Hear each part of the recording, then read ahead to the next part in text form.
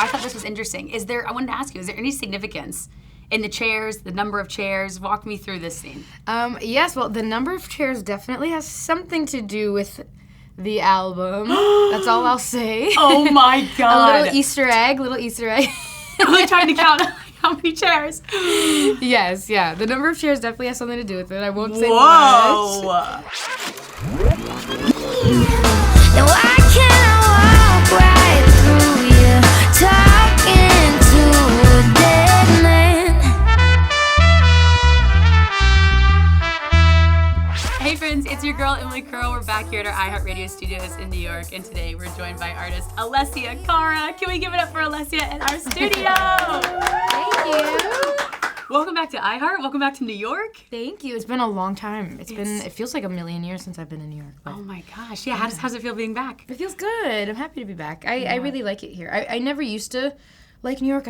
Like when I was younger, I was like, oh, New York is too much for me. And then I just grew into it. Now I love it. Yeah. This is amazing. This is like my speed now. Oh, I love it. I mean, and we're always excited to have you back in our studio, especially because this means that we have new music. Yes. We have Dead Man that's out. Tell us about the new single.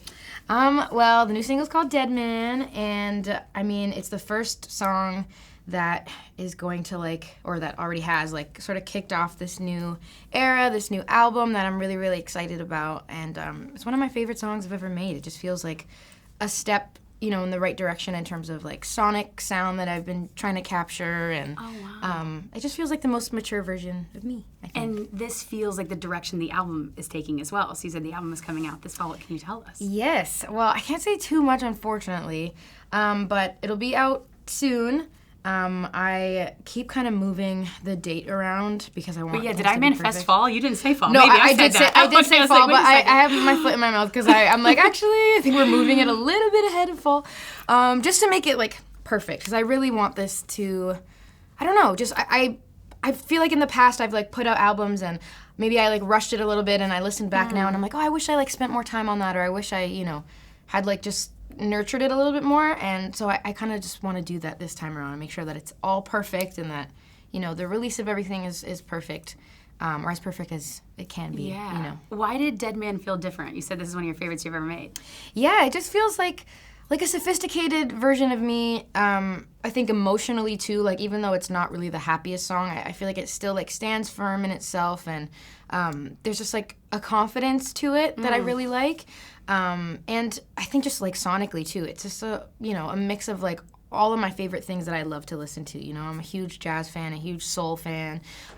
My favorite music is music from the 50s to 70s, so it just feels like a good representation of that, which I love that. And we have a visual representation of it too, so we're going to talk a little bit more about that. Yeah. Before we dive in to do frame by frame, I wanted to ask you, it's always fun when we get to see the making of a video. Alongside the Dead Man music video, you released the behind the scenes of the making of it. Yes. And it seemed like such an amazing team of collaborators. What was that dynamic like on set?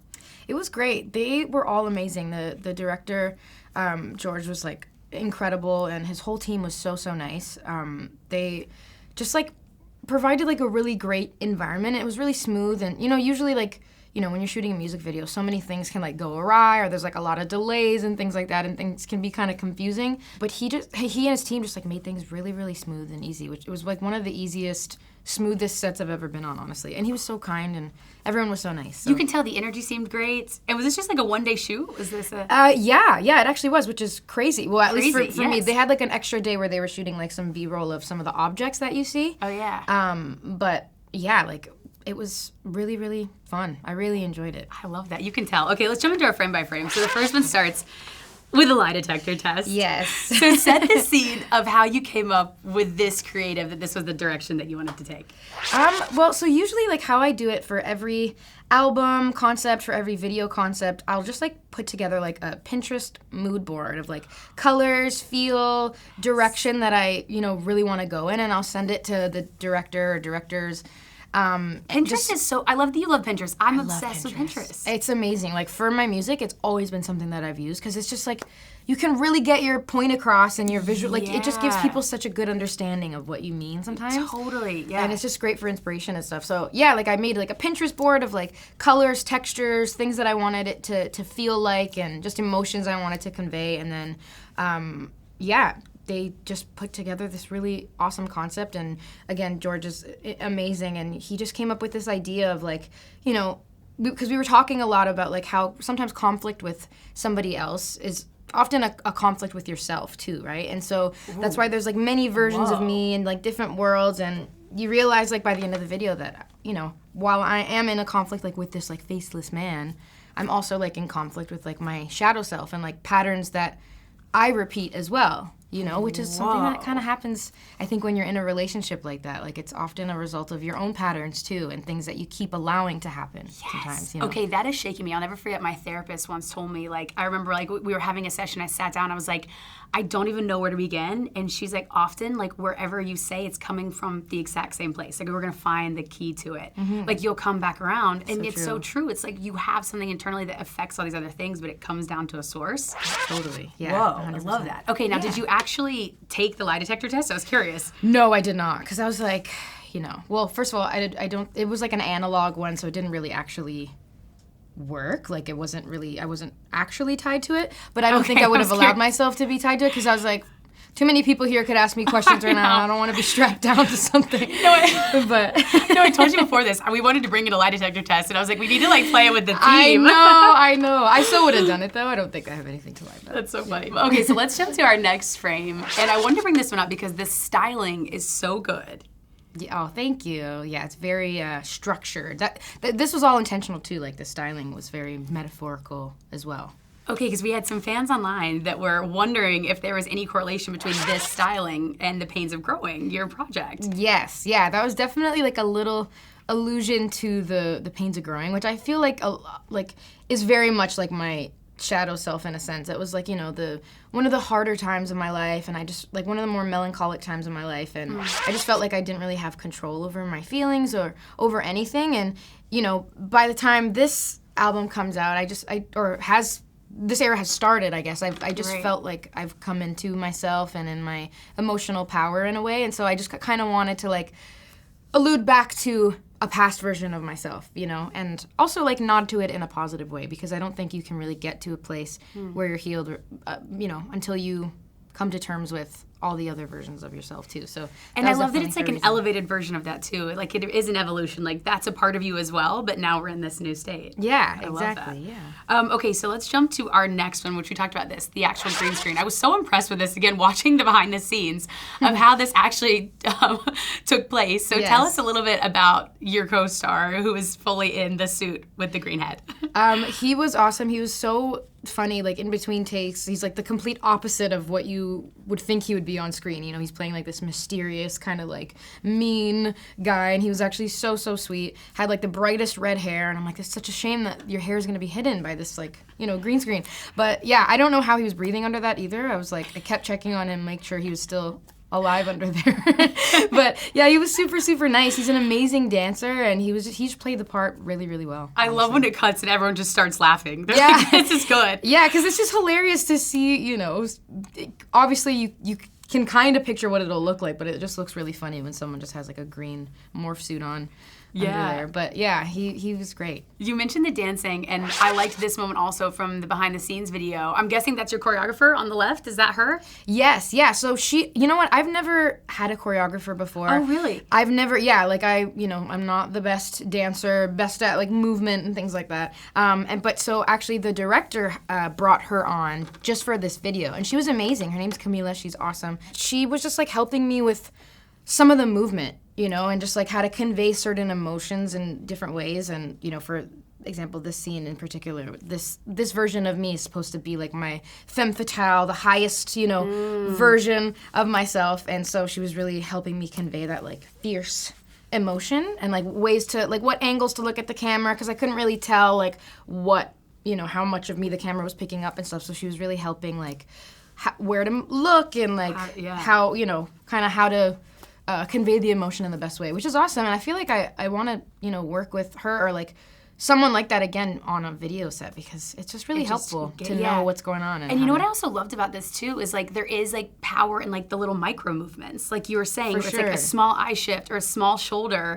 Like those little moments, like you don't have to do these crazy moments to convey this sense of power or this different direction, which I loved. I really appreciated. Yeah, exactly. It's so true. And like oftentimes like either the camera will like pick up less than what you're doing or more than what you're doing, depending on like angle, lighting, things like that. So it's just great to have someone like help guide you. You know? We also heard that you moved your shoulders so much it hurt your shoulders. No, it was killing. No, by the next day, I'm telling you, I woke up like I got run over by like 7 trucks. I don't know what happened. I guess I never really do that motion, but doing this so much, because I was doing it, I did it for like one full pass just to get different versions of shoulder movements. I don't know why I felt the need to do it 8 million times, but I woke up like full shoulder workout. It was crazy. I love it. Okay, so now during the video, we kind of talked about this earlier, but we kind of see the dynamic shift where you're the one behind the lie detector test, and then we switch over to the other side, and it's this evolution. We start seeing more pops of red that comes in. Tell me about this moment where we see the dynamic shift between you and the headless guy. Well, again, like going into like wanting to convey that emotion of like taking control back, taking, you know, a little bit of power back. It's something that I've really struggled with like in my life. I've always taken a back seat emotionally sometimes to either, you know, make myself smaller so that someone else doesn't feel bad, or just always like kind of taking on a lot of emotional weight. And I just felt like I wanted to like start this new chapter with a sense of, you know, again, like emotional power. And I felt like this was a great moment to display that, where it's like, okay, you're doing this to me, but I'm gonna like turn it right back on you, and I have questions for you, and I, you know, and it was like a little moment of like taking that power back and like just like standing firm in who you are and in your feelings, and you know, taking accountability, but also not taking on all the weight, you know, because I think it's like a two-way street when it comes to situations like this, you know. I love the details of the video because I feel like there's like small little moments that symbolize a lot too. And so we picked up our next clip. I thought this was interesting. I wanted to ask you, is there any significance in the chairs, the number of chairs? Walk me through this scene. Yes, well, the number of chairs definitely has something to do with the album. That's all I'll say. Oh my God. A little Easter egg. I'm like trying to count how many chairs. Yes, yeah. The number of chairs definitely has something to do with it. I won't say much. You'll know soon enough. Okay, that's exciting. Yes, and then the puddle in the middle is just like a, you know, it's supposed to signify like an ink splatter, a stain, and just like killing off like a version of yourself, but also just like leaving an emotional stain, you know? That was kind of the...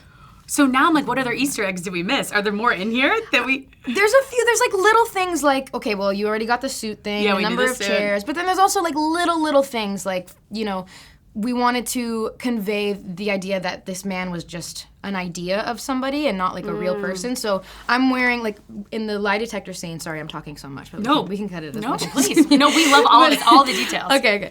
In the lie detector scene, I'm wearing things that have like, you know, a lot of movement, like there's like a lot of lace, a lot of like squiggle movement to signify that I have like a heartbeat and things like that. And the man, if you see like little things like on his tie, he has like just like a white line going through just to kind of allude to the fact that he's like flatlining. He doesn't have a heartbeat. He's not like a real person, you know. And just my hair is tied up in the beginning. I wanted to really symbolize that like feeling constricted, feeling tied. I'm wearing like a lot of strings, a lot of belts, just to symbolize that feeling of like feeling restricted. Wow. So I wanted to showcase that in like the things I was wearing and my hair and, you know, The details are crazy. Little details like that. Yeah, I love little things like that. For this song, too, was this based off a personal experience? Was it a culmination of experiences? Like, what did that look like for you? It was definitely a few things. I think it's just like a recurring feeling that I felt before, that I think we've all felt before. It's definitely, you know, a real experience, or for me, like experiences that I've felt in the past of just like trying to convince yourself that something can work. And trying to over-control a situation, knowing deep down that it's, like, not the right thing, but just, like, you know, being so attached to somebody or so in love with somebody or whatever the case is that you just convince yourself or try to convince yourself that it can work. And this was kind of, like, you know, about that, like, final plea to this person. Like, I feel like I'm the only one that's trying here, you know, and you're just, like, trying to hold on to something that doesn't want to or can't be held on to anymore. And then maybe you both know is gone a long it's time kind of ago. gone. Yeah. So it's like it feels like the person is kind of like a ghost in front of you in a sense. You can kind of tell that it's already done, and that's what I meant. I love how we see like the arc of the video too. At the end, it gets really intense. So we have this amazing montage. I mean, this was probably my favorite part of the entire video. This montage of the trumpet playing the nods to the jazz. We have the knife, the dancer, the red. I mean, everything about this. It was giving me like old school horror film vibes. Yeah, kind of. The jazz music. Tell me about what you wanted this to look like, to convey, and to match the emotions you were feeling at this part in the song. Well, again, I keep saying like taking power back, but this is what this whole video is about. And, so we had like moments of the dead man kind of moving involuntarily, and that was kind of like me moving him with my mind. And finally, again, like taking control. And then the knife, obviously, like it's not like literally like killing anyone, or it's not actual literal violence, but the knife to us was like a bridge between all the different versions of myself. And like when I throw it, I'm not actually like throwing it at anyone. I'm actually like throwing it across the like two-way mirror to like bridge those versions of myself. And it's like you're finally killing off those patterns, killing off that like old version of you in a sense. And we just wanted it to feel like really intense because, sonically this is like the climax of the song. It gets like super, super huge, and we wanted the video to feel like that too, like that tension. And the jazz influences, tell me about that and incorporating that. I mean, like you said, this was like always something you listened to, wanted to be a part of it. It's beautiful, and I know some of your fans are excited about that piece of the puzzle. Thank you. Yeah, I mean, I'm a huge, huge, huge jazz fan. Like I said, all my favorite songs, or a lot of my favorite songs, are like from 40s, 50s, 60s. I just love that style of music, and I'm a huge Amy Winehouse fan, and I always loved like the horn sections in her songs, and it just felt like something I've always wanted to do. And we got a real horn section come in and play everything, and these amazing musicians were just jamming, and it was really, really fun. So it was like an ode to all the favorite things that I love in music, but then also like some of my favorite artists too that I love listening to. It sounds like this new era feels the most like you, or maybe yourself as like even more so than before in this music. I mean, and even in the visuals. Do you feel like that's true? For sure, yeah. This definitely feels like the most evolved version of myself. I mean, I would hope so. I hope that every album I make, is like a step closer towards, finding new parts of myself and things like that. But this album thus far feels like the most me, sonically, lyrically.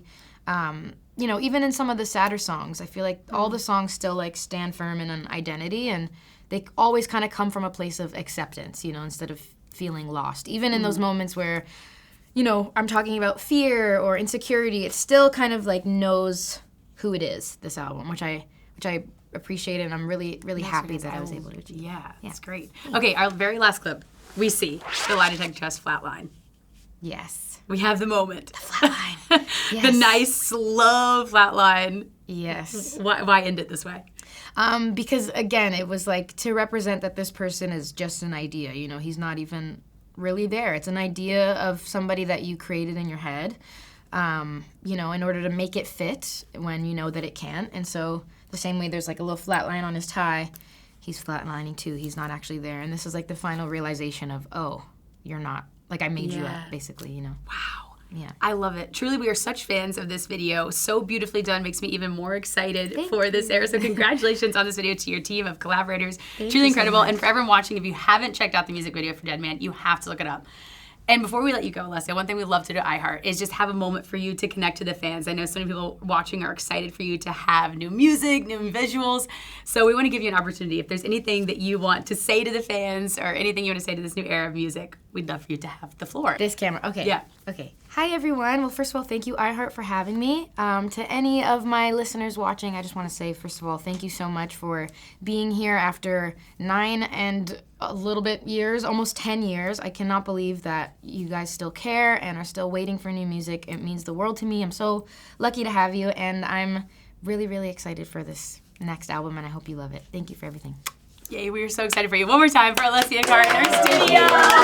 Thank you so much for being here, of course. And thank you all for watching. Make sure you stream all of Alessia's music on iHeartRadio, including our new single, Dead Man. And we'll see you next time.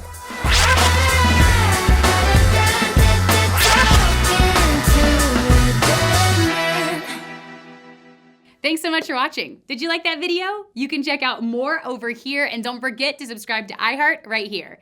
And if you're already a longtime fan, make sure you ring the bell down below so you don't miss a single video. See you next time.